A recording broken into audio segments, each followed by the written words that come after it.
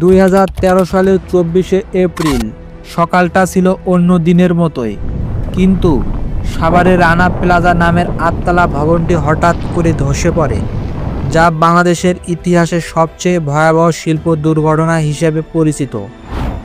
এই ধ্বংস স্ফুতির নিচে আটকা পড়ে হাজার হাজার মানুষ, যাদের বেশিরভাগই ছিলেন গার্মেন্টস শ্রমিক।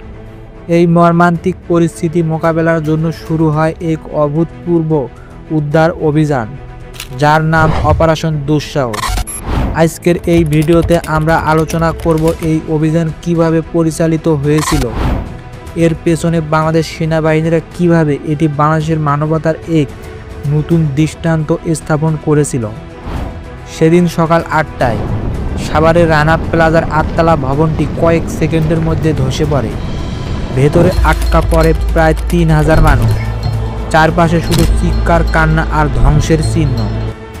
এটা ছিল গার্মেন্টস শিল্পের জন্য এক দুঃস্বপ্নের দিন। শ্রমিকরা আগের দিন ভবনের ফাটল দেখে কাজ বন্ধের দাবি জানালেও কারখানার মালিকরা তাদের কাজ করতে বাধ্য করে। ভবনটি ধসে পড়ায় স্থানীয় মানুষ এবং প্রশাসন উদ্ধার কাজে ঝাঁপিয়ে পড়ে। তবে এই বিপর্যয় এত বড় আকার ধারণ করে যে দ্রুত বিশেষ বাহিনীকে মোতায়েন করার প্রয়োজন হয়। তখনই বাংলাদেশ সেনাবাহিনী নামায় অপারেশন দুঃসাহস। রানা প্লাজা ধসে পড়ার খবর পাওয়ার পর সেনাবাহিনী, ফায়ার সার্ভিস এবং পুলিশ যৌথভাবে উদ্ধার অভিযানে নামে। সেনাবাহিনীর এই উদ্ধার অভিযানের নাম অপারেশন দুঃসাহস। সেনাবাহিনী প্রথমে এলাকার চারপাশে নিরাপত্তা বলয় তৈরি করে এবং উদ্ধার কার্যক্রম পরিচালনার জন্য একটি বিশেষ ফোর্স গঠন করে। ধ্বংস স্ফুতির নিচে জীবিত মানুষদের বের করে আনার জন্য সেনাবাহিনী অত্যাধুনিক প্রযুক্তি এবং যন্ত্রপাতি ব্যবহার করে। তাপ স্ক্যানার, মোশন ডিটেকশন ডিভাইস এবং প্রশিক্ষিত কুকুরের সাহায্যে জীবিত মানুষদের অবস্থান নির্ধারণ করা হয়। প্রথম কয়েক ঘন্টা ছিল সবচেয়ে গুরুত্বপূর্ণ। অনেক মানুষ ধ্বংস স্ফুতির নিচে আটকা পড়ে বাঁচার জন্য লড়াই করছিল। সেনাবাহিনীর প্রতিটি সদস্য তাদের জীবনের ঝুঁকি নিয়ে এই উদ্ধার কার্যক্রমে অংশ নেয়। অপারেশন দুঃসাহস ছিল শুধুমাত্র একটি উদ্ধার অভিযান নয়, এটি ছিল মানবতার লড়াইয়ের জন্য এক অভূতপূর্ব উদাহরণ। সেনাবাহিনী এবং স্বেচ্ছাসেবীরা ধ্বংস স্ফুতির নিচ থেকে একের পর এক আহত মানুষকে বের করে আনতে থাকে। কিছু উদ্ধার মিশন ছিল এত জটিল যে সেনাবাহিনীরা নিজেই ঝুঁকির মুখে পড়ে। একজন সেনা সদস্যের কথা এখানে উল্লেখ না করলেই নয়। ধ্বংস স্ফুতির একটি অংশে আটকা পড়া এক তরুণীর জীবন বাঁচানোর জন্য তিনি তার সমস্ত শক্তি দিয়ে কাজ করেন। অবশেষে 17 ঘন্টার চেষ্টায় তাকে জীবিত উদ্ধার করা হয়। অপরদিকে অনেক মানুষকে হাত পা ধ্বংস স্ফুতিতে চেপে যাওয়ার কারণে চিকিৎসকদের বাধ্য হয়ে তাদের অঙ্গ কেটে বের করতে হয়।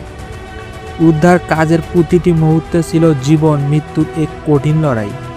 অপারেশন দুঃসাহস পরিচালনা করতে গিয়ে সেনাবাহিনীকে প্রচুর চ্যালেঞ্জের সম্মুখীন হতে হয়।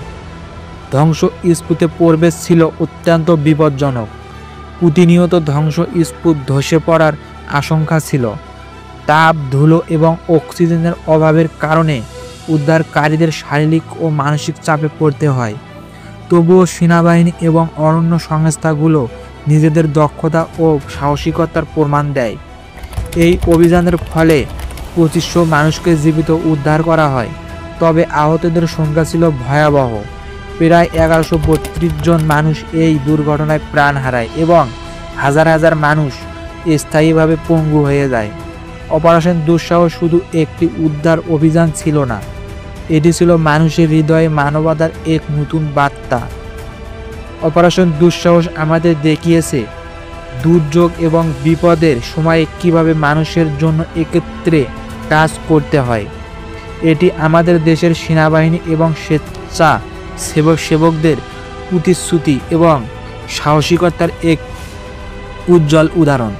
রানা প্লাজা ধসে শুধু একটি শিল্প দুর্ঘটনা নয়, এটি আমাদের দায়িত্বের ভুল, মানবাধিকার পরীক্ষা অপারেশন দুঃসাহস সেই পরীক্ষায় সফল দৃষ্টান্ত স্থাপন করেছে। এই ভিডিওটি যদি আপনাকে ভালো লেগে থাকে তবে শেয়ার করুন এবং সাবস্ক্রাইব করুন। আরও এমনও অপারেশন নিয়ে আমরা ফিরে আসব যা আপনাদের অনুপ্রেরণা যোগাবে। ধন্যবাদ।